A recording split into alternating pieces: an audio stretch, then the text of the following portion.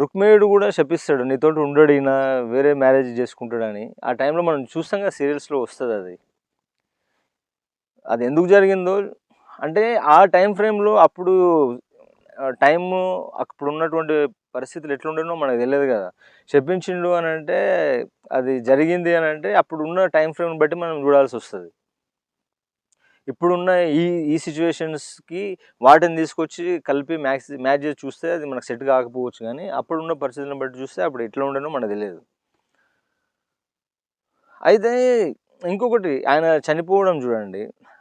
చనిపోయినప్పుడు 1 వీక్ తర్వాత ఆయన బాడీని ఖననం చేస్తారు. తర్వాత ఆయన ప్రేమతో ఇష్టంగా కట్టుకున్న ద్వారక మునిగిపోతుంది. ఆయన కళ్ళ ముందరనే ఆయన కొడుకులు మనవళ్ళు కొట్టుకొని చనిపోతారు. తర్వాత వాళ్ళ కుటుంబ సభ్యులను ఆయన ప్రియతములందరినీ బందిపోటు దొంగలు వచ్చి ఎత్తుకొని వెళ్ళిపోతారు.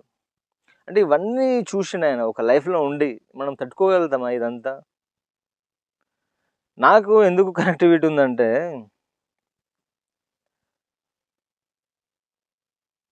నాకు నా జీవితంలో వచ్చిన సమస్యలు ఏం తక్కువ రాలేదు, చాలానే సమస్యలు వచ్చినాయి. వాటన్నిటిని నేను తట్టుకొని మళ్ళీ నేను ఎప్పటికప్పుడు బౌన్స్ బ్యాక్ అవుతానంటే కృష్ణ నుంచి చాలా ఇన్స్పిరేషన్గా తీసుకుంటాను నేను. అంటే నాకు జాబ్ ఉంది, అది కొద్దిగా ప్రాబ్లంలో ఉంది. తర్వాత నేను కొన్ని లక్షలు పెట్టిన, 55 లక్షలు పెట్టి ఒక బిజినెస్ స్టార్ట్ చేసిన. దాంట్లో కొద్దిగా ప్రాబ్లమ్స్ వచ్చినాయి. అంటే కోవిడ్ ఎఫెక్ట్ ఉంది దాంట్లో. తర్వాత మళ్ళీ కాంపిటీటర్స్, జాబ్ ఇష్యూస్, మళ్ళీ రీసెంట్గా నాకు లవ్లో ఇష్యూస్, దాంట్లో ప్రాబ్లము.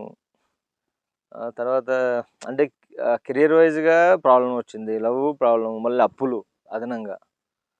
ఇవన్నీ సాధారణంగా సమస్యలు ఏం కాదు. నా కారు ఉండే, బ్యాంక్ బ్యాలెన్స్ లక్షల్లో ఉంటుండే నా దగ్గర. తర్వాత షాపు మంచి డైలీ చాలా డబ్బు వచ్చేది. అంటే రజనీకాంత్ సినిమాలు చూస్తాం కదా మనము, ఆయన బాగా ధనవంతులాగా చూపిస్తాడు, తర్వాత పేదోడు అయిపోతాడు. అది నా లైఫ్లో యాక్చువల్లీ జరిగింది. ఇది ఫిక్షనల్ అనుకుంటాం మనము. నన్ను పక్క నుంచి చూసిన వాళ్ళు అందరికీ తెలుసు కదా, నా వీడియోస్ అందరు చూస్తారు, నాకు తెలిసిన వాళ్ళు కూడా అందరికి తెలుసు ఫ్యాక్ట్ ఇది.